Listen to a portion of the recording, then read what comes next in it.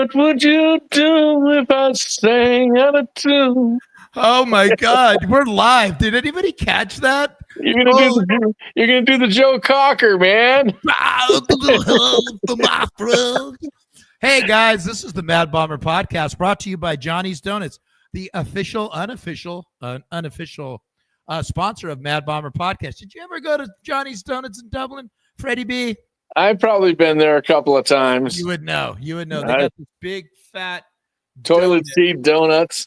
Oh yeah. It's very, very delish. Let me see. Let's get the comments up because everybody's going to start. So Freddie B, you moved to Texas right before we get into 70's Raiders. What are you doing right now, dude? You know, I am the director of football operations and assistant defensive coordinator at Greenville High School in Greenville, Texas. And Freddie, could you explain how many people go to these games on Fridays in Texas? Well, you know something, the stadiums out here, you know, you'll drive down a country road and all of a sudden, bam, here is a huge football stadium, a little mini Mecca in the middle of nowhere in a city that's got 7,000 people. And, you know, Friday night lights out here really are something special to be part of. We played last week in Frisco, Texas, where I live, and we played one of the Frisco ISD schools, and that was in a place called the Star, which is the practice facility, the indoor facility for the Dallas Cowboys. So that was kind of a treat for the kids to get indoor like that and have a pretty big venue. Very nice, very nice. So now that you're coaching football, I know you just got your teaching credentials. Congratulations. Yeah, we're still working at it. You worked your ass off. You'd think having a bachelor's degree, 30 years experience, a master's degree, and you know, all the administrative duties I've held over the last X amount of years, you'd be able to move to a different state and just plug right in. But no, they made me walk the gauntlet and get a credential. So I'm not done with it 100%, but I'm close to it. Well, I think that's cool. I think we got Wish. He's walking from the BART, it looks like. Let's get the Wishter on here. Yeah. Oh, there he is. Wow, look at that. Look at the production value on Mad Bomber Podcast. I just got off of the Coliseum and walked over the ramp like the old days. Yeah, there you go. And speaking of those old days, here's a nice little pic. Look at that picture. That's my man. Part of the Soul Patrol right there. And the guy's a great guy. That was one of the times with the Monday night game. We used to always go to the games with DT. He was my ride or die for the Raider game. We ran into the weasel at the game. He was a gentleman. Oh yeah, and funny and cocky as well. The Soul Patrol. So that let me jump over to this. How about this, guys? Who's that? Bob Zeman. Oh yeah, there you go. So check this out. I'm going outside. About 5 years ago, and this guy's outside with an NFL shirt on, and he comes walking up to me and he hands me an NFL shirt, and I go, "You're Bob Zeman," and he goes, "Oh my God!" And he was going through some things, you know, and so I got to watch many football games, and I got to hear all about the Soul Patrol with Bob Zeman. He talked about when he went to the Niners, actually after the Raiders went to the Niners. So he was somebody that I got to hear the stories about Charles Phillips. Remember what was Charles Phillips' nickname? 47, man. Face. Face. That dude had a face that could knock a buzzard off a shit wagon at 44 paces. That dude was, and you know what? He's a preacher because he's actually on my Facebook page. We're friends, and he's a man of God. I guess maybe he always has been. And then remember Nehemiah Wilson? Nemo. Number 48, baby. I didn't know Nemo like y'all knew Nemo. What about Nemo? Nemo was a good guy, man. Those guys were all talented back then. They could play. Hey, that was early 70s now. So Freddie, did you ever get to talk to those dudes at practices and stuff? Okay, and in that backfield, those dudes were crazy. I mean, seriously crazy. What was their attitudes like? Well, I was like, I don't know, back then, 73, 72. I was like 6 or 7 years old. So I was out there with my soccer ball, kicking the ball around with those guys, and I never really looked at those guys as anything but, family, friends that you're just hanging out with. I wasn't at the age where the awe of the fact that there were professional football players and a good group of guys at that really didn't strike me because I was so young. Yeah. What about you, Wish? Do you remember Nehemiah Wilson? We're Hey, not to cut you. I got a great story. Yeah, no. This is what it's all about, brother. I can't remember the date. Remember they had the old school Raiders and the old school Steelers, and they played that flag football game at the Coliseum? Oh, yeah. That? Okay, so we're getting ready to leave. Yeah, we're getting ready to leave, and his dad's getting mobbed by people. He said, "Hey, I'll meet you guys at the Hilton." So, it was like me, Freddie, I can't remember, maybe Lou or somebody else. So we go, and then we knock on the door. The guy goes, "Who are you guys? You can't come in." I go, "B, tell him who you are. Tell me." No, we just wait for my dad. We just wait for my dad. And we're sitting out there for like about an hour, and I'm hot. Hey, tell him who you are. No, Wish, me, I don't like to do that stuff. So next thing you know, Clarence Davis comes walking up with a couple little girls and whatnot. "Junior, what are you doing out here?" Knocks on the door. "Hey, CD, come on in. These guys can't come in." "What do you mean these guys can't come in?" "You know who that is right there? That's Fred Jr." And we get on up in there. Wish is just talking shit. "Where the beer at? Where the beer at?" So all the beers were like in the bathtub. And then there was one guy there. His name was Joe Gilliam. I walked up right behind him. I said, "Jefferson Street Joe. Jefferson Street Joe." He goes, "How old are you?" "How old are you?" I go, "21. He goes, "You were like 7 then." He was Jefferson Street. Joe Gilliam was there. Jack Ham was there. Yep. I remember I got a towel. Stabler, all those guys autographed it and stuff. I do not know what happened to it. I remember walked up to Stabler. Freddie goes, "Hey, Kenny, this is my boy right here." Yeah, his dad was my partner probably back in the day too. Remember that game, Freddie? Hey, I remember we tried to get a pair of yellow high tops from LC Greenwood. No way. Said, no. You didn't kick down? No, we asked him. He said, "No, these are the only pair. The other pair is in the Hall of Fame." We asked him. Mike Wagner was there. I was at that game. I got like the book, the Snake. I had the book, The Snake, and I had everybody sign them. And I still have that book. There was a ton of Steelers. I remember that there was, I think the Raiders actually won that game, right? Yeah. But me and Freddie, we were partying with there was like 7 or 8 Hall of Famers up in there. Damn. That was good stuff, man. That was a fun night, man. That was a blast. Those guys are such good football players back then, man. When you look back at it, it's like, man, they were what football was all about, man. Exactly. Dude. Exactly. Mel Blount. Come on, Mel Blount. Right? He's the reason why you can't do the bump and run no more. That's right. That's right. He was badass. I was talking to a friend of mine.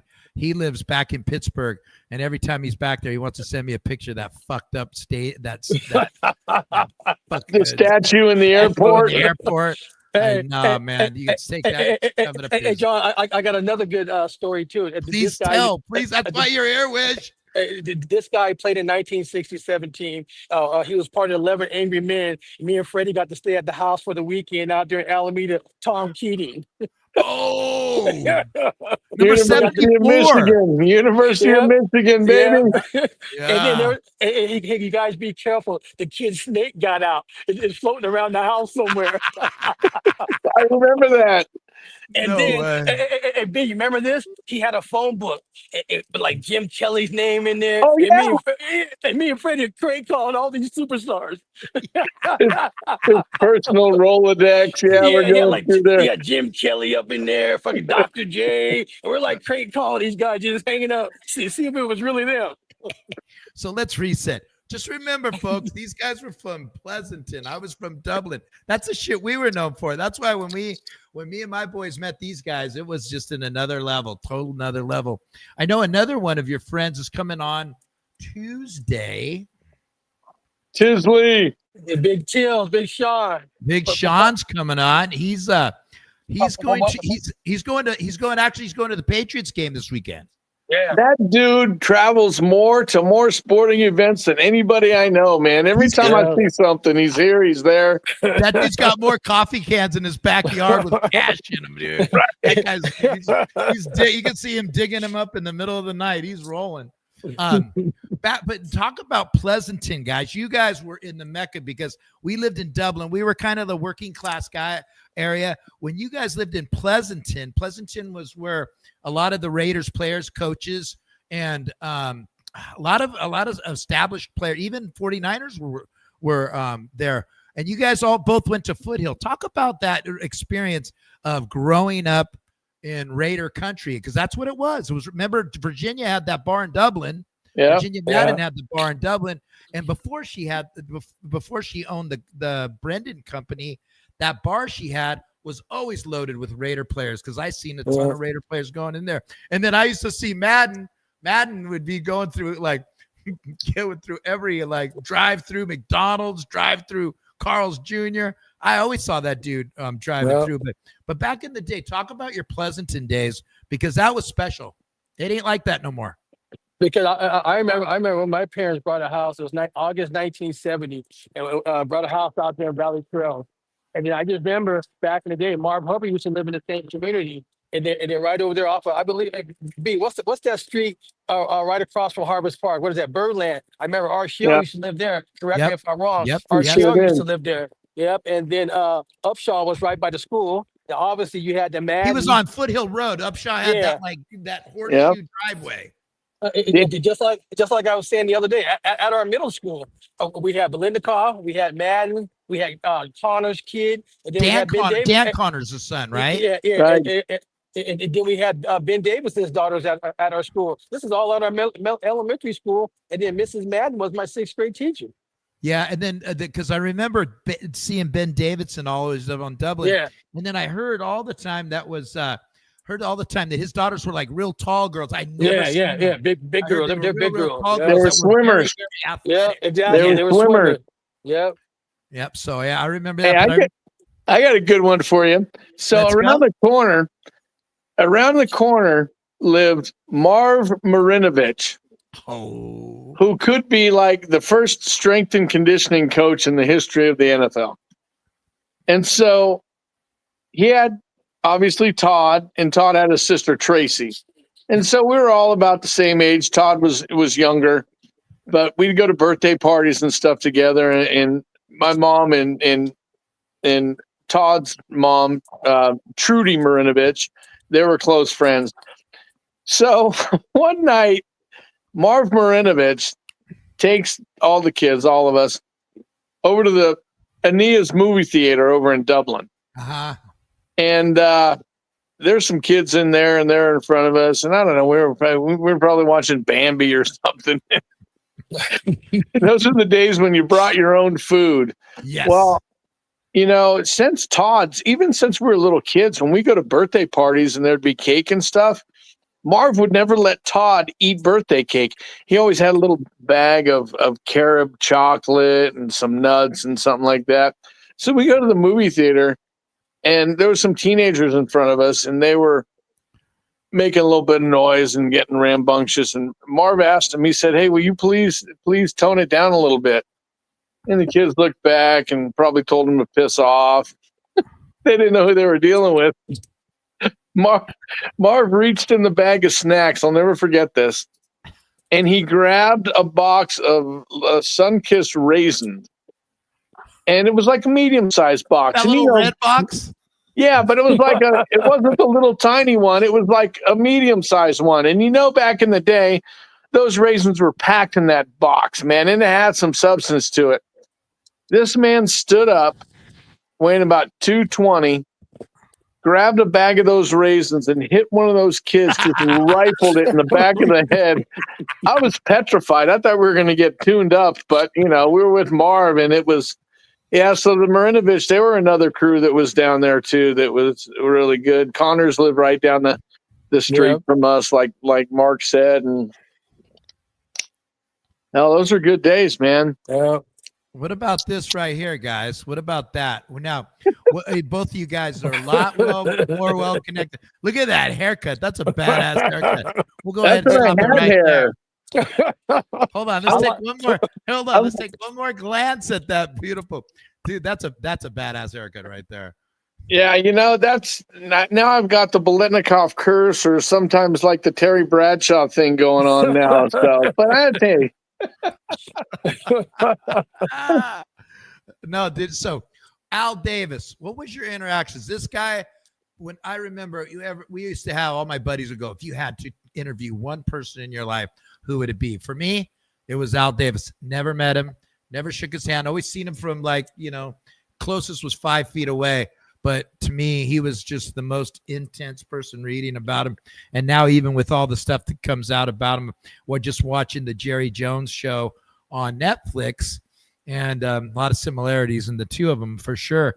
But what was your interaction? What was Al's persona as someone that was in the circle? Well, even as much as well as I knew him, I remember he told me one time, he says, your dad came in to negotiate his contract in 1971 or 72. And, he didn't get what he wanted. And right before he dropped a couple good letter words on me as he walked out the door, he turned around and I said, hey, if you would have brought your son with you, you probably got what you wanted.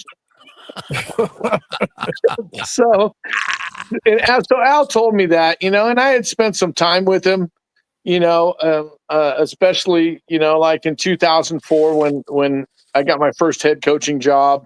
I remember going up there to the facility in Alameda, and I saw Al at practice, and he said, hey, your dad told me you got your first head coaching job. Let's take a walk around the field and talk. It was great, man. And then, wow. Then you'd see him, on a Sunday. We went to a lot of LA Raider games, and, obviously that picture that you have is up at the Coliseum. But I'm going to tell you something, man. No matter how much you knew that you were liked by him, loved by him, family, extended family with him, whatever you want to say, Al Davis always had an intimidating thing in my eyes. Yes. And I'll tell you, it's funny because, when 1994, when the Raiders played at Candlestick Park opening night, Jerry I Rice. was there. I was there. Yeah. Jerry Rice got I'm still trying to get that picture my dad took of us.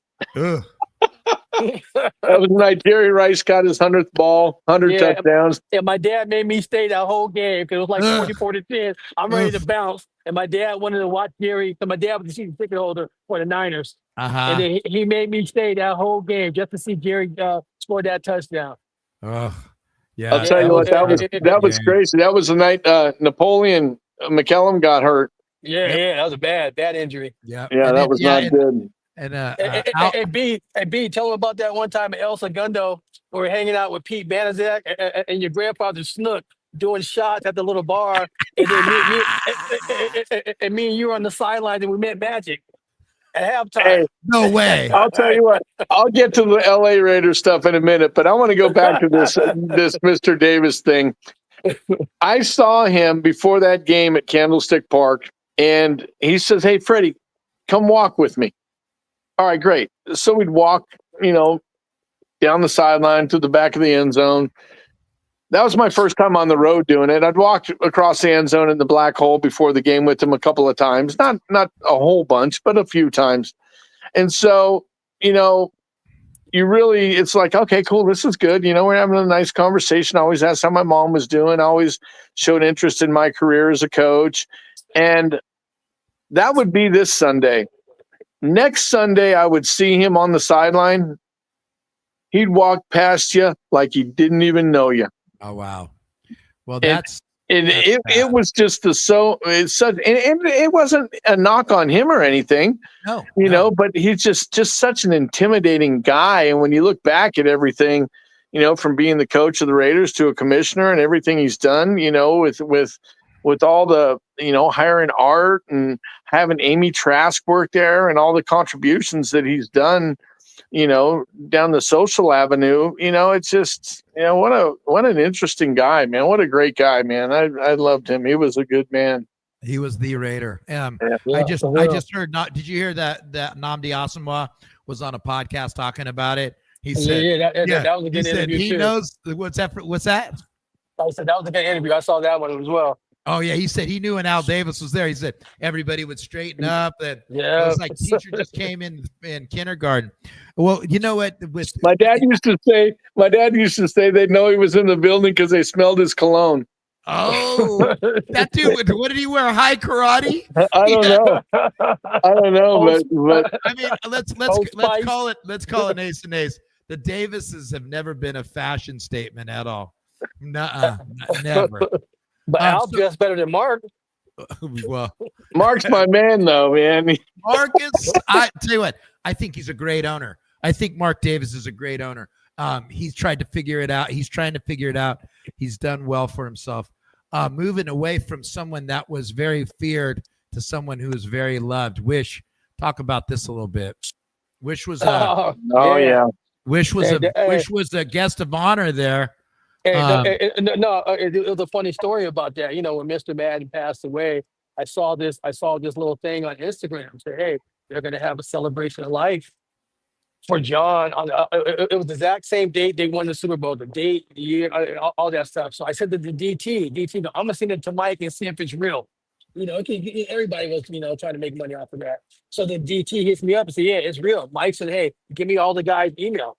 So I get this little email and stuff like that. So I was coming from work, went home, showered, and coming from work, and DT and Ernie were there. Say, Wish, when you get off the ramp, you come right where the Warriors play. So we go over there. And that's when COVID. You got to show your little COVID card and whatnot. And they had these little wristbands. I still got it. You had a black one, and then you had a silver one. It said Mad Memorial. I said, what's the black one? He goes, you got a black one. You go anywhere you want. I'm like, oh, really? It's first time ever in my life that I walked where the Warriors play. I didn't know that you can go underneath to where the A's play. It's like a tunnel. It's like connected. So I'm walking up there and you got all these little pictures. I'm like, who the hell are they taking us? Next thing you know, we come out and we're right there on the field. And the lady goes, hey. And the lady goes, your guy just sees to the left. So we're sitting down. And then, we're kicking back watching it. Mike's talking. Henry Lawrence is talking. This guy taps me on the shoulder. Hey, young man, if there's somebody sitting right there, I look and I say, no. I looked up, you know who it was? It was the judge. It was no way. Lester Hayes, Cherry Robisky, and somebody else. And she told me, hey, DT. I said, DT, look. And DT goes, what the fuck? And Ernie, hey, come on. Ernie said, I want to switch seats. So we're sitting up there watching, and my phone's going off. Just kept blowing up. I'm like, okay, what's going on? My parents are in their age. I go, maybe something's going on with mom or something. Let me answer this. And it's Woody Woodard. Hey, dude, the camera likes you guys. You guys are all over the TV. I called you too. He goes, it's on NFL Network. Yeah, you were on NFL Network. And then Woody sent me that picture. Oh, that's sick. Yeah. John Madden was definitely the king of Pleasanton. For real. I got to hang out with Mike a little bit. He used to live right next door to David Bueno, the Buenos. Exactly. In that little port area. Because me and my brother would drive over there from Dublin on our bicycles. Hillsborough? Something like that. It was a port. It was the corner house. And Bueno's lived like right next door. But like the Madden's house was like on the loop. And when you're leaving, Bueno's house was like on the street. So I walked into the house because Virginia said, hey, you guys come and grab a drink. And I remember it was I saw John on the couch reading a Sports Illustrated. I remember because it was a story about the Rams. I don't know what the hell the story was, but I just remember walking in there and I'm just like trying to get eye contact. And I'm sure he's going like this. Get these fucking kids out of the house already. And went outside. But that was the only time I'd ever seen him that close. And then a couple of times I seen him at sporting events, like kids' sporting events, Mike's sporting events. But I remember going to the house after school one time, and his dad was like rehearsing with Dick Stockton. right there in the middle. Oh, how Yeah. cool. Yeah, That was early, though. That had to have been early. Exactly. It was like when he was first starting, so they were like rehearsing, and we walked. Cause I don't know, it was like me, Mike, Farrellino, Galley, whatever, and we walked inside the house, and his dad's over there like rehearsing with Dick Stockton, and we just go Wow. inside, That's the good, room. man. Yeah, That is so cool. Now, what about Madden? I mean, for so long, always the bridesmaid, never the bride. I've heard a couple of things that said if Sugar Bear Hamilton didn't hit Mr. Stabler on the head and they lost that game, that he could have got axed after that year, because realistically, 78 was his last year. And I think it was your dad's last year too, right, Freddie B? Yeah. 78. Yep. And I wanted to ask you about that real quick, but back to Madden. What was the big, I mean, you guys hung out, well, you guys were aware of Madden. What was it like at practice and around that guy? He seemed to be a real guy. I mean, he was way into the kids' youth boxing. I remember he was really, really involved. They had a ring in the backyard. Remember, Wish? Yeah. I never saw that. So I was a senior and Freddie was a sophomore. There's this picture in the yearbook. This is when Cal High didn't have lights, so it was like a day game. And there's a picture. They took a picture of somebody. If you look on the stand, it's Freddie's dad talking to Mr. Madden. It was in the yearbook. Oh, wow. Yeah. Check that out. Cool. If you got the yearbook, I think it was your game, Freddie. And then your dad, it was a Cal. That was at Cal High. Obviously Saturday day game because they didn't have any lights at the time. There's a picture. There's a picture. Your dad talking to Mr. Madden. Wow. You know what's funny about that is those Cal High teams. My year, I remember Chris Verholst. Was his name. He used to run through us, and then I think when the Houston Oilers came back to play the Raiders in that game in Oakland, like in 1989. Yeah, the preseason game. Yep, Verholst was playing for them, and I saw him before that game. That was kind of a nice little deal, seeing somebody from the neighborhood, Pleasanton, San Ramon, Dublin, in there. And then Cal High have probably one of the first African American quarterback. Remember Mike Jones? Yeah, Mike Jones was a quarterback. He was nice. Back in the day, he was like a big kid. He was a big kid. Yeah, I remember that. I got to do when I graduated in 80, and in 80, Cal sucked, Foothill sucked, and Monte Vista sucked. And then all of a sudden it turned around quick, all three of those schools. And I just saw my boy Kurt. Here you go. Before we get back to Madden, I don't want to get off Madden, damn it. John Sousa, did they hate Dublin High as much as we hated Amador and Foothill? Boys? No, boys? Me, I just remember being a little kid.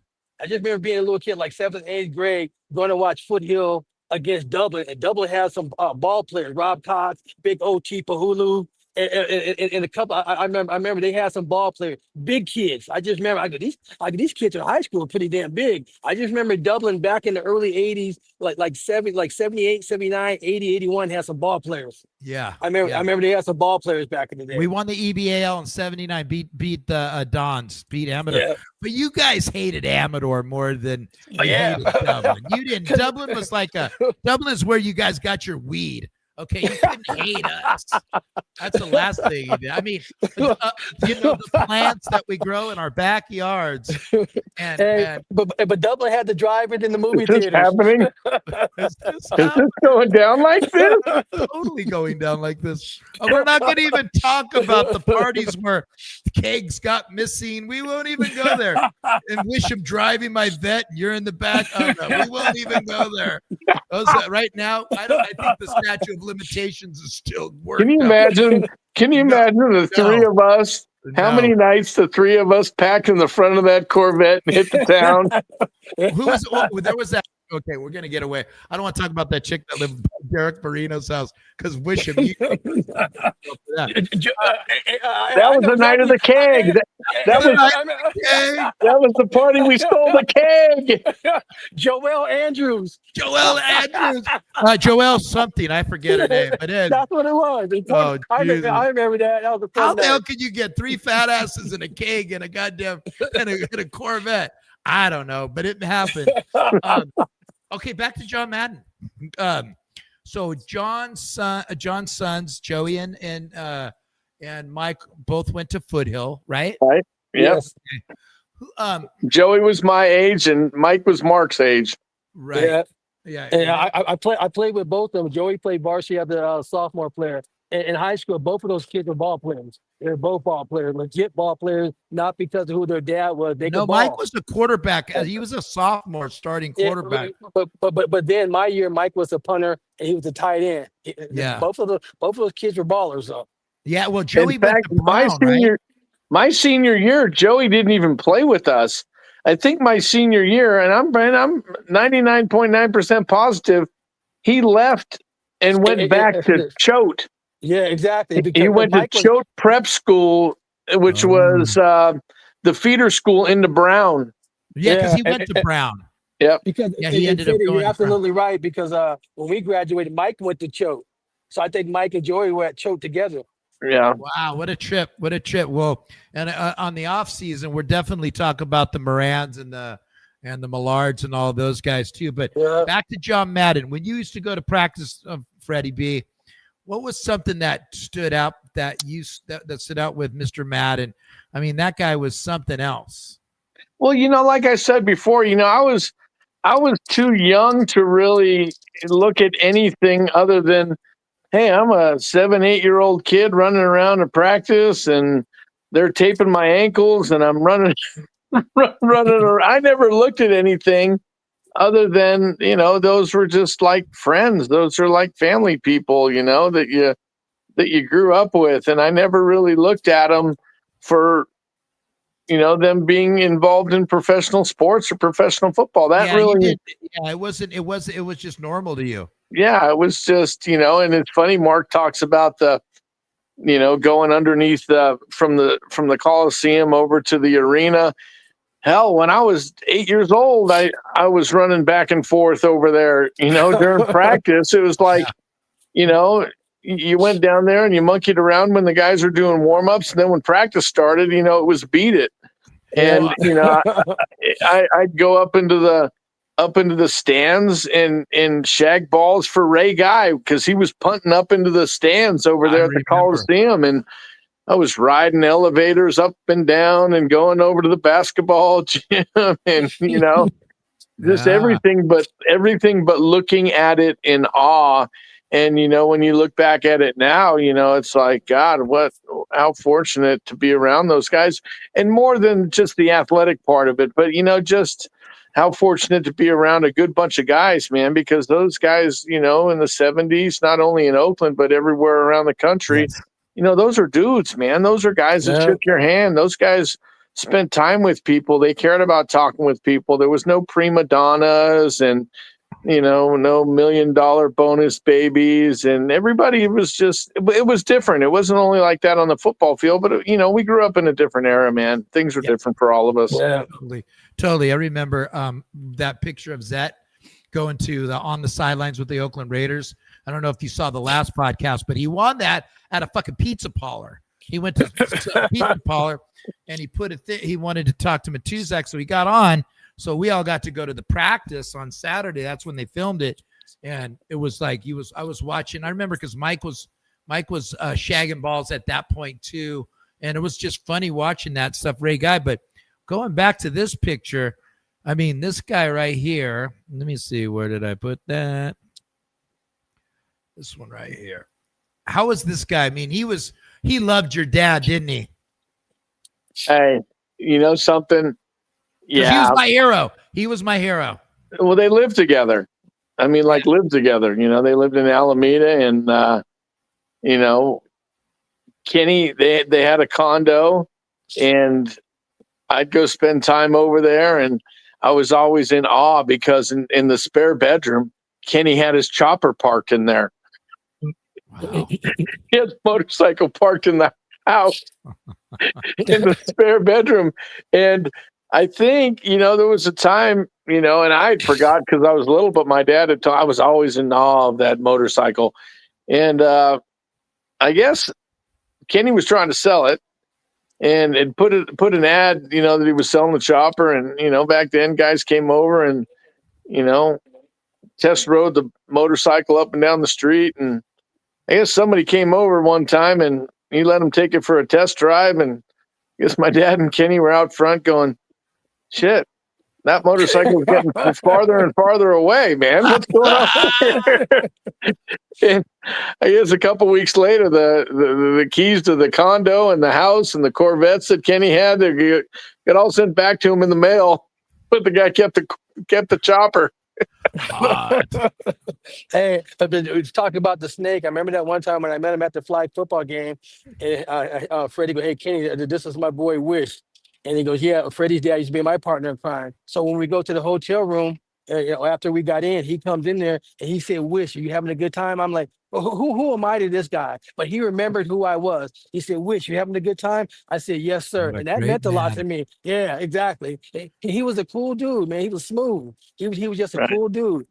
Right. Yeah, he just seemed like just a gentleman. I just remember just falling in love because I got into this Raider stuff because of LaMonica, and then the torch got passed really, really quick to Stabler, and he just took the torch and went crazy with it. And it's a trip because he called his own plays. Madden let him call his own plays. I watched the game a couple weeks ago. I'm trying to find a picture of Pops. You guys remember Pops? Pops Wagner? Pops. No. You talk about the security guard at the Coliseum? No. The dude that wore Is he talking about Prater? Yeah, Prater. talking about this guy that we used to wear stilts. He would walk around. Oh yeah, with the little mask on. With the mask on. I'm trying to find a picture of that dude. I can't find it. And I remember seeing him on so I've been watching it because I want to use that as one of my questions. But I'll send that to you. He was always down in the corner by Del Courtney's band. Oh, you just ruined my Friday question. That was going to be the question on Friday is who was the leader of the Raiders band? Del, I'll find it on the find it. Hey, you know what I was Del thinking about Courtney. this? And you know what? I have a question too. I think the audience might they might not get it. And Freddie might remember this. It has something to do with North Dallas 40. You know what I'm talking about, B? Yeah? Yeah. North Dallas 40. Go. Let's hear it. Okay, Nick Nolte played the wide receiver in that movie. Who was doing all the stunts, doing all the patterns for him in that movie? You guys got 5 minutes. And can you Google that one? Yeah, you can probably Google that one. You know, maybe not. You may or may Maybe not. I don't know. I know that I got to play wiffle ball with Nick Nolte down in San Diego when I was a kid when my dad was training him for that movie. He was a great guy. Hey, B, I remember you came home, you got us all autographed. On the poster. You remember that? Yeah, I still have it. I definitely still have it. Nobody's got what's going on, Raider fans. You guys don't know that? Okay, I got a question for you. Who was the water boy? He was still doing his job when he was 90. That was run, jump. Great job, Brian Starsiak. That dude was a trip. Now, I heard all kinds of good stories about him. I mean, and I know they're true. Remember Johnny Colleen used to be one of the attendants at the Oakland Raiders Stadium. Oh, what's up, dudes? Yeah, Freddie B was here last week, man. He used to tell me that he used to hang out with Run. Hey, Freddie, what was your boy's name? He used to watch the cars all the time. Coco. You know I'm talking. Yeah, Coco. Coco the kid. Who's Coco the kid? I have a picture of him. I should have said that one. No Coco way. the kid would sit in the parking lot and watch the players' cars and make a salary with the tips that he was making. Really? Big time. Hey, who was that? Well, I remember I heard a story that John Madden brought that African-American kid on in the 70s, and he was a ball boy forever. He was a big kid. He was a ball boy forever, all the way through Oakland. Anyway, I know who you're talking about. I forget that man's name, but that dude in the 90s, he was still doing that. Yeah, he was in LA with on game day on the visitor sideline. Yeah, I remember that man. I'm going to find a picture of him. And then how about this one? Was this the happiest day in the Biletnikoff house? Tell me it wasn't. Tell me it was I'll tell you what. It was the happiest day in the Sousa household.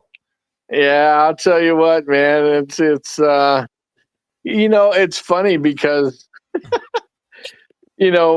I'll deal with kids nowadays that, they talk to their parents or their grandparents, and the Biletnikoff thing will come up, and the Biletnikoff award, obviously, that still goes on is a big thing. But when they talk about your dad being in the Super Bowl, they said, well, "What's your dad doing in the Super Bowl?" And it's like, he caught 4 passes for 79, 80 yards. How many touchdowns did he score? None. Oh, Hey. that's an MVP. I said, well, hey. Three of those catches are down to the 1 yard line. Yes. Hey, Freddie, let me ask you this. Remember your dad's house in Blackhawk? He had that exact same uniform in the glass. Does he still have it? Oh, yeah, he does. He does. I found that thing in a bowling bag when I was living in Alameda. Yeah. Hey, I remember when first time I saw that. I think that was the first time Freddie let me try on the Hall of Fame jacket. And then, me and Freddie tell you about the road trip to San Diego later. Okay. We can't talk about that? Why can't we talk about that? We can't talk about it because it was a detour down to Tijuana. Oh. And was it an iguana club that happened? Possibly? And I think there was a story about a Doberman Pinscher eating somebody's steak. Oh, no. Comments on this show are not approved by anybody other than Johnny's Donuts. Remember, Johnny's Donuts, the unofficial sponsor of the Mad Bomber podcast. Go get your killer donuts tomorrow. Get two. Hey, but Freddie, tell them about that story. This is when the Raiders were playing down in LA.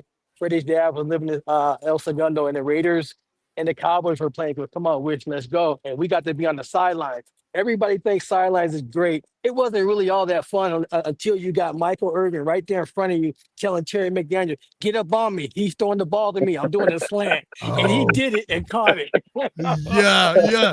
Well, dude, they show that a little bit of that on the Jerry Jones thing, because that was kind of a signature win for them on their way up.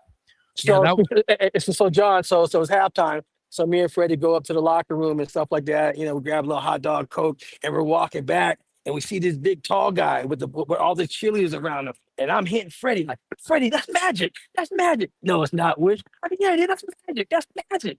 And then this is when they had the little camera, the little Polaroid camera. I said, hey, take a picture of me and my boy. And she said, no, we ran out of film. Yeah, I'm not going to cuss on here. But then the next week, Freddie went and got a picture with Magic. Oh, man. That dude is totally accessible because I've seen it. Totally accessible. That guy was a legend. That guy's like a superstar to me. And then we're sitting up there talking to him. But we're walking down through walking down the Coliseum, rapping with him. Rapping the whole time. He's the perfect gentleman. Yeah, there was talks about him being a part of the Raiders organization there for a while. And I didn't think that ever materialized. I didn't think that Davis was gonna let that. I mean, I didn't think that. Back to what Freddie said. I follow Amy Trask on Twitter. I'm a Twitter freak. Yeah, she's a nice lady. She is her podcast that with that other lady. I forget the name of her. Did we lose Freddie? Freddie, did we lose you? No, look how he froze. Yeah, it looks like he froze. He's probably got that Texas internet. There you go. Hey, I just sent you a picture, John. Okay, hold on. Let me see. I'm going to dig that out. I'm going to find another one here real quick. I'll be back. We got time. Let's see. He hasn't came through yet. Oh, there it is. Let's see. Oh, I love that. Hold on. That's beautiful. Go ahead, Freddie. Tell a story while I pull this picture up. Tell me a bedtime story, Freddie. My favorite. He froze again, so he's probably sending more pictures. Okay, Wish, go ahead. Go ahead. You're on. You're on it. No, it's just like hanging out with Fred. It's just, like my dad was a businessman in the neighborhood. His dad just happened to play football. Mr. Madden just happened to coach. Those are just the guys in the neighborhood that we went to school with. Even to this day, Freddie never big times you. Mike and Joey never big time you. They're still the same friends he went to school with. Always the same guy. Just like I said, that story about at the Coliseum. Freddie made us wait outside because he didn't want to big time anybody. We did the same. Freddie's like that. He was never big time. I go, Freddie, tell him who you are. Come on. No. We just wait for my dad. We did that plenty of times. Yeah, yeah. You know what? When I first met you guys, I think I was hanging out with a girl. I'm not going to say names because I don't want to hear about it. But yeah, I remember hanging out with you guys, and it was just like you guys were just so down to earth, and you didn't really have none of you guys were had big heads. Nobody was like thought their shit didn't stink. And again, we were from Dublin, so we got a lot of flack for being Dublin. There you go, babe. Yeah, but I saw that picture. I'm getting it up right now. Hey, the second one, you got to put the second one up. Mark's gonna love it. Okay, hold on. Let's see this one first. Let's see. Okay, guys, drum roll, please. Holy sh- I want to present this picture. Just remember, if you are younger than the age of 30, please take lots of pictures, okay? Because see this shit, this is what happens after it is.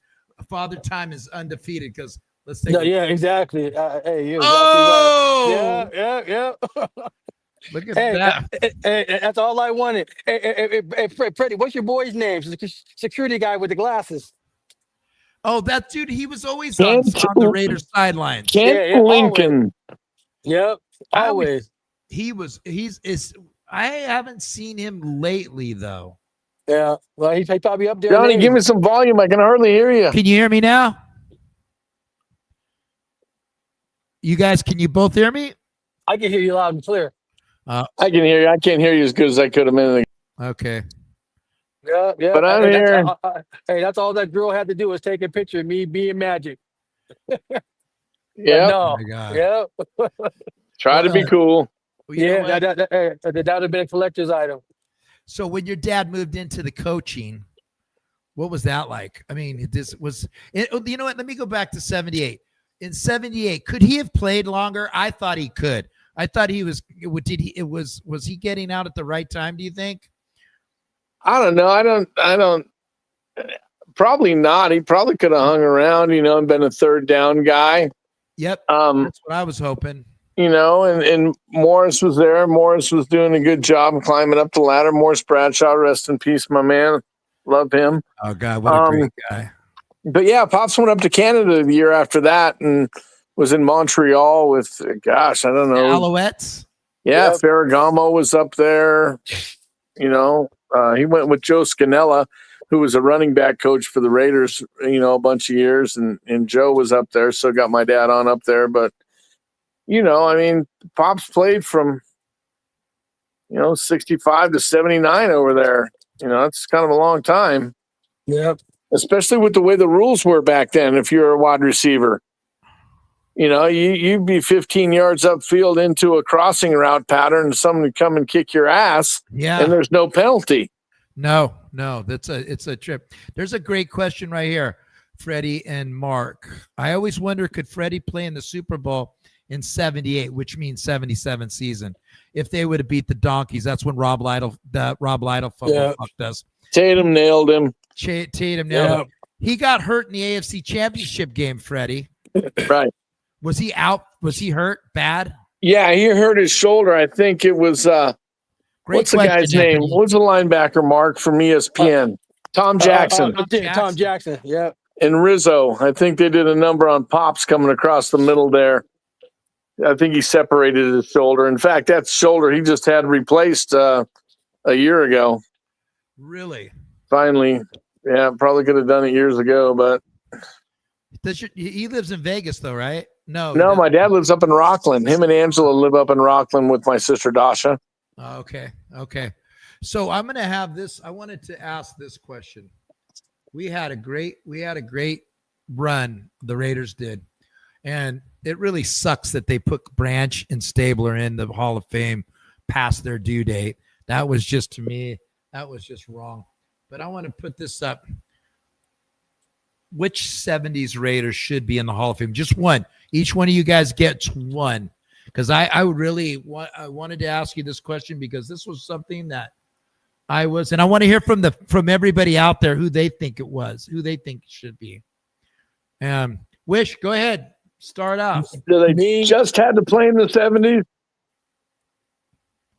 Just a 70s guy that played through the decade of the 70s, or somebody that might have played late 70s and then Yeah. the majority of his career in the 80s. Yep. For me, it's Lester. Okay. Yeah. People might not like this because he hurt somebody pretty bad, but you got to put Jack up in there because Jack was one of the most feared hitters when you were able to hit that way. When you're able to hit that way, I think you got to put Jack up in there. You know, I think he would have probably been up there if he didn't do that to Mr. Stingley, God rest his soul, because he was one of the most feared hitters when you were allowed to play that way. Yes. You know, and again, I've watched games. I've been watching a ton of games lately, and I watched the game in 76 when we knocked the Bengals. We remember if we would have lost to the Bengals, the Steelers, they would have knocked the Steelers out of the playoffs, and everybody said, "Oh, you should just lose that game," and we didn't lose that game. We kicked their ass. But I watched Tatum play in that game, and his approach was 10 years before its time. Yeah, exactly. And I remember even when he was a young player, in against Green Bay, he had a 104-yard fumble return for a touchdown. Which still seems to be a record. That guy, in my opinion, and this is why I put it, this is my choice for the Hall of Fame. He was my favorite Raider minus Kenny Stabler. This guy was just the best. He did not. I mean, ill intent was just the way that they played back then. So I was at the game in 78, and I hated it, and it just seemed like everybody was just all over him about that. Yeah, he just got bad. And you know what? He wasn't a mouthy guy. He wasn't a guy that was going to go ahead and toot his own horn. He was definitely a person that was. I thought he was a great guy. A good story. Let me give you a good story. Me and Filthy Demel, were playing golf at Golf Links at, what's that one on 98th Avenue? What's that? Raymond Chester was Golf Links. That's what it's called. Golf Links. It's by your dad's house, Mark. Yeah, my dad lives up there. My dad used to go there all the time. Take the back road right by Grass Valley. Yep. So we would go play there. Me and Filthy are coming down on one of the holes, and they're coming up on the other, and we hit it close to them. And I see Clarence Davis come up, and he's hitting the ball, and I go, "Hey, you're Clarence Davis," and he goes, "Yeah," and I go, "That's Jack Tatum," and he goes, "JT, come on over, man. We got friends of ours." They were at twosome. Me and Phil Demel were at twosome. So we got on the links with these guys. I didn't say shit. I was like just looking at them, just staring through my sunglasses. So we get to the 16th hole, and I go, "I got one question for you." He goes, and Jack Tatum goes, "Oh, here it comes. Here it comes." And I go, "I want to know, did you hit the ball or did you hit the man?" And he goes, "I hit the man. That man hit the ball. And that's what happened." And I'm 10 years old and I'm crying, just to let you know. And he just started laughing. And then Clarence Davis, "Yeah, that fucking cost me like $25,000. And then they went. Then it rolled. Then they were like, "Oh, hell yeah, remember Rob Flano? That was a bunch of bullshit." And they went off. But I think he thought I was going to ask about Stingley. And that's classic. Yeah. Anybody would ever ask. Exactly. I remember Freddie let everybody know if you still have it. Freddie had a game-worn Jack Tatum jersey. The only that? Raider jersey I've ever wanted in my life, I got from Jack after one of the games. And I know for a fact it's down at Michael Z's house. Oh, What? That jersey is world traveled. I remember when we were kids, everybody wore it. Everybody wore it, and then Ernie took it and moved to Venezuela with it. No. He did. Ernie. He did, man. I remember when Ernie moved to Venezuela. We were on the phone crying, and I'm never gonna see you again. And you have my fucking Tatum jersey. All these. We got to get Ernie on this show too. How is young Ernie doing these days? I know this is Raider talk, but I'd like to know. You talking about old Captain Lou? Captain Lou. I saw did I delete that picture? Dang it. I had a picture of you guys and I deleted it. Oh man, too bad. So let's wrap it up. Best Raider moment for you, Freddie. Let's start with you, Freddie. I'll tell you what, man, there is, in looking back at it right now, I mean, it is a sentimental thing for me. Obviously, when my dad was honored as the Super Bowl MVP after the Viking game, after all the hoopla was gone, and we were literally the last two people out of that damn locker room. And I remember like it was yesterday, walking walking across the Rose Bowl field, and the lights were half dim. There was nobody in the stands except for, the cleanup crew, and just walking across that field. And it's funny, we talked about this earlier, that little bag with the uniform in it. So I'm walking with my dad, and I'm carrying this bag, and it had everything that he had on in the game in that bag. And so it was just him and I, and it was just one of those things. My parents were divorced when I was young, and quality time was here or there, but that moment, even today, it's the most impactful football moment of anything. So obviously it's the biggest Raider moment for me was, going through that with him. And then after that was in 77. And then after that in 1989, my dad called me, and he was coaching football, or 87. He was coaching football up in Canada. And he says, "Hey, I need you to move my stuff out of storage." And so I said, okay. So I went to the storage unit, moved all this crap over there. And when I was cleaning out the storage unit, I came across the bag. And I looked at the bag, and I was like, holy shit. I remember that bag from when I was 11 years old. And I opened it up, and it had all the game-worn stuff, socks, shoes, helmet, everything that had never been touched, never been washed. And so we pulled it out, and I had somebody make a trophy cabinet for him. I remember seeing that. And Mark How did you do it? Did you get like a mannequin, or was it all? No. I just had it. I just had the guy pin it to the back, and he built a wooden cabinet for it. I think my dad probably upgraded that since then. But that walk across the Rose Bowl field, man, it's like, and then you get where you're at now, and, you're 59 years old, and you've been coaching football yourself for 34 years, and you look back, and it's like, all the sacrifice players had to make and stuff like that back then to get to the top. And you really have a different appreciation for it now as a 59-year-old man than you did when you were 10 or 11 or 12 or even 20 years old. Wow. That's so cool. that really is, it's touching for me, man. Fuck yeah. That's a great story. Did it still have all the stickum on it? Oh yeah. Everything. Nice. Oh yeah. Grass stains, everything, man. Oh yeah. Hold on. Let's take another look. Look at that. That is just, I'm telling you, on a different level, that was my favorite day. Definitely my favorite day. It was, I just remember it started off so shitty, man. Remember they blocked guys from very, very. Never had one blocked before. Never had it. Never ever had it, man.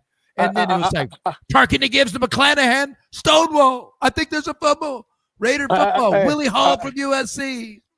I remember that day. We were living in Valley Trails, and it was a lot of African Americans and Southerners at that time. And we went to Don and Diane Gear's house and watched that game. We're right up the street from our house. I remember watching that game. Yeah, at their house. You were 13, right, Wish? Yeah, I was sixth grade. Yeah, I remember watching that game at their house. And rest in peace, Don and Diane. My hero, dear son, still has that house.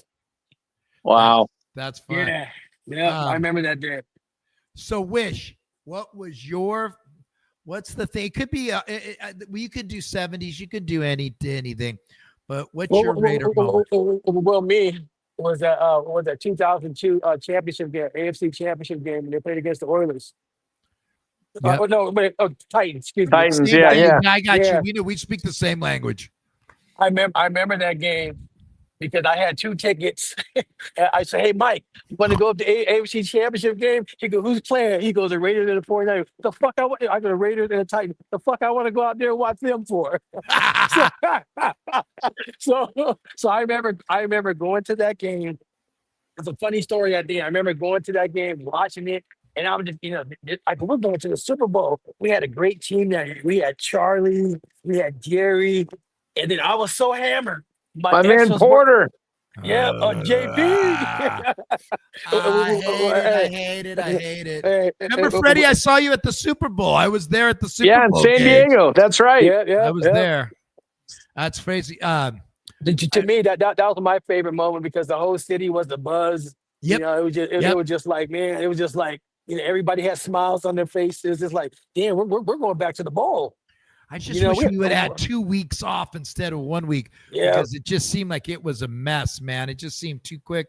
And then I remember because I woke up that morning and heard that story about Barrett Robbins and my stomach was sick. And I'm just trying to talk. Yeah, Adam True's fine. He'll do just great. He's going to be fine.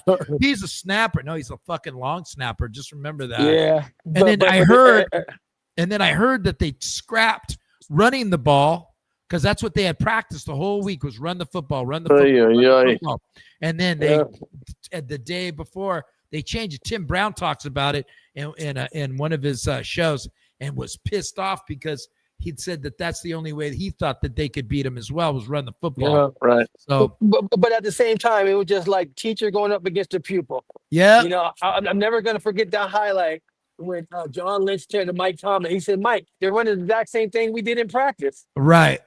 Yeah, he was all excited. Yeah. I could not handle that guy. And then so lastly, and I know because I'm on several pages with Freddie B. And anytime like the old NFL pages, and I'll say we'll be talking about something, but I'll tell you what, man, whenever Freddie gets that Niner talk about it, somebody wants to talk about the Niners, Freddie gets livid. My noticed that. I noticed like I was my favorite one is an old school NFL. Just show old school player. Freddie go player. Yeah. Comment, player. That's all. Player. That's all. So I mean, come on, we hated those fucks. This was our town, and then here comes Joe Montana and Bill Walsh, and we had to fight for everything we had after that, dude. That was just tough. And then, like, my dad was the guy who took 10 pisses the day your dad won his MVP. He was so nervous. And then 5 years later, when Davis leaves, he's a bug nut, like Zetro is now. Bug nut. I'm a Niner fan. And he would fucking wear those Niners. I hated him. We had brawls in our house about the Niners. Total brawls. My favorite thing to do is every Sunday, I don't know, for the last 10 years, every Sunday the Niners lose, I send Mike Wishom a text, and it says, "What time's the Niner game on?" So check it out. When I was in construction in Fremont, and they said, "Hey, John, you're going to Carmen Policy's house today. You're putting in a mirror." And it was a bathroom mirror and then a couple doors. So we went to there, and that was the game. It was after the game when Bo Jackson just destroyed the Niners. Yeah. And we won 9-3 or 12-3. It was a real low-scoring game. So I took the fucking mastic from the glue to put the mirror on, and I put 12-3 so that when I stuck it on there so that when he took a shower, he could see the 12-3 coming through the. Hey, I got a funny one. I was working at Saks Fifth Avenue and they're shipping and receiving. So we had this package going to Monty Schottenheimer's wife. I put a note in it, Raiders. It was like a $5,000 Gucci bag. And right inside it, I put the envelopes at Raiders. Oh, man. That's killer. I mean, seriously, though, I'll tell you what, and I didn't want to go this far. We're going to take one more minute. I was thinking about what Raider shouldn't be in the Hall of Fame. But you know what?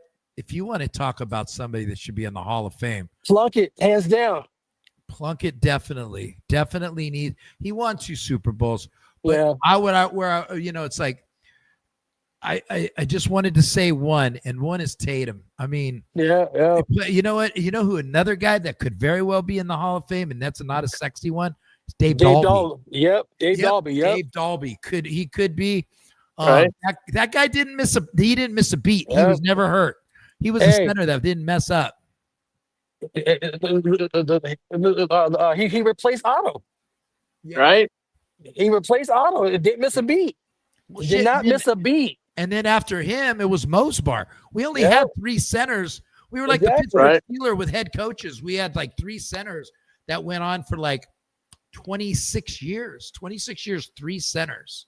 Yeah. So, well, hey guys, it was fun. Yeah, it was great. We'll relive this on the off season. We'll talk about our Pleasanton stories. I think that would be a little bit more fun, but we'll make sure that we put a disclaimer on the bottom. Yeah. Freddie B, thanks. Good luck. I'll be checking in with your high school stuff.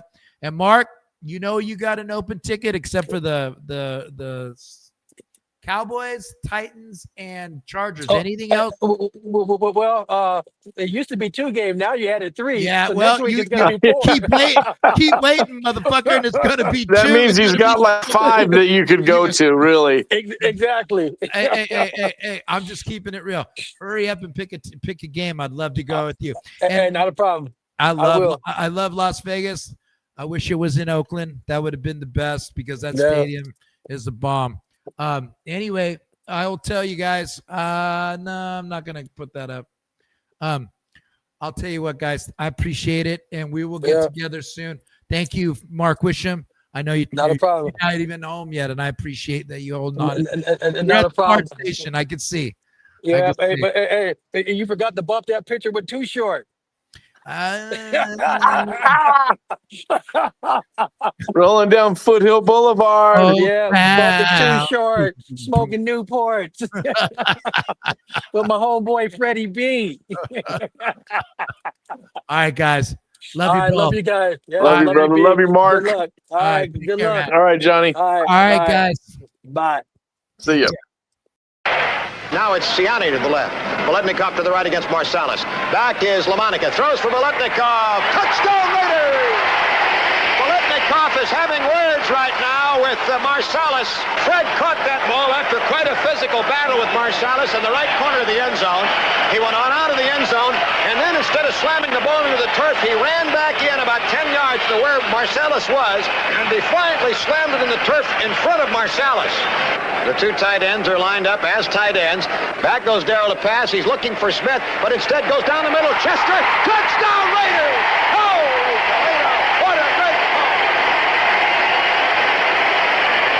19 yards and a Raider touchdown to make it 22-3. Chester had gotten free at the 5 and was all alone in the end zone 2 yards in. The Chargers now have a brilliant opportunity to put this game away. Here's Williams to the left, Garrison to the right, flanks right, Charlie Smith out to the left as a wingback, leaves only 1 back to block, that's Hubbard. Lamonica back, gets fine blocking, now he throws down the middle, Branch at the 20. Branch at the 18, tripped up, keeps going, reverses to the 15, he's at the 10, he dances down to the 9-yard line. First and goal to go Raiders. 1 minute and 30 seconds left to go, and hang on to your hats. Branch is still in. He goes to the right, slotted inside Biletnikoff. 5 defensive backs in there. Lamonica gives to Smith, sending him to the left. He's got Upshaw in front. He's at the 5. He's at the 2. It's a touchdown Raiders! Charlie Smith from 9.5 yards out. Oakland has gone in front. Clarence Davis is in for Charlie Smith. He's a deep threat on pass reception. Back goes Stabler to pass, steps away from the rush. He's going to run up the left side. 30, 25, 20, 15, 10, 5. Touchdown! Touchdown, Oakland Raiders! I'm sorry, I've lost my voice. Kenny Stabler